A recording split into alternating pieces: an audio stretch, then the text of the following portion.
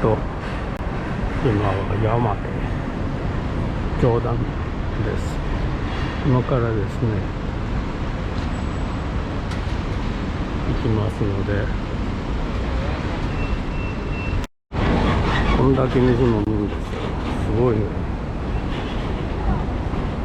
あんなとこ日本料理あったりしてきませんでした。ここあんまり通らんかな。あそこにまたステーキのお店がある。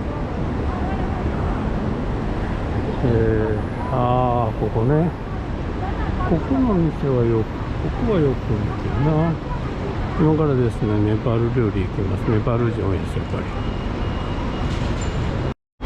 ジョーダンとか山手っていうのはネパール人が多いんですよ。だからネパール料理が多いんですよね。久しぶりにちょっとモモを食べたいなと思って、ネパール料理行きます。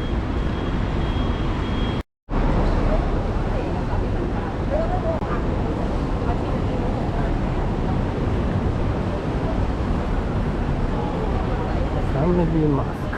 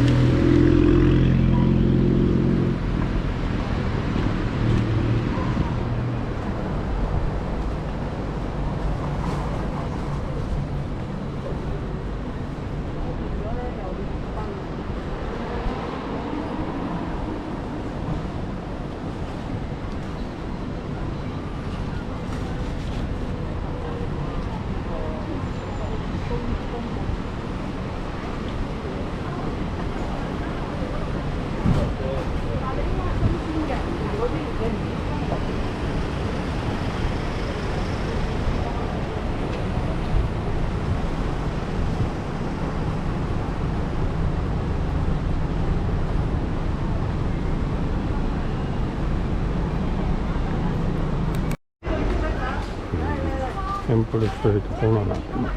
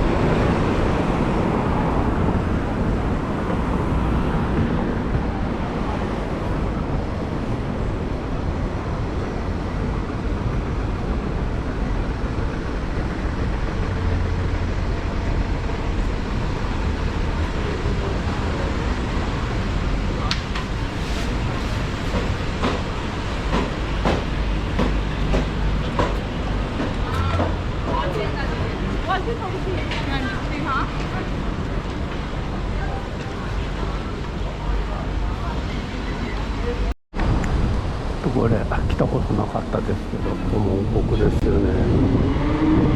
あそこサルベーションアーミーがあります。これサルベーションアーミーのストアですね。